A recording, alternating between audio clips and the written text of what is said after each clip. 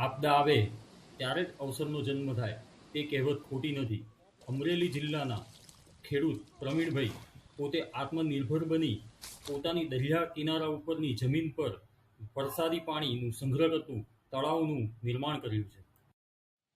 મને આ છે આખો આખો કોસ્ટલ એરિયા છે અને આ મતલબ આ મતલબ ખારપાટ મતલબ પાણી જ હોય જ નહીં. ખારું થાય તો ખારું પાણી થાય.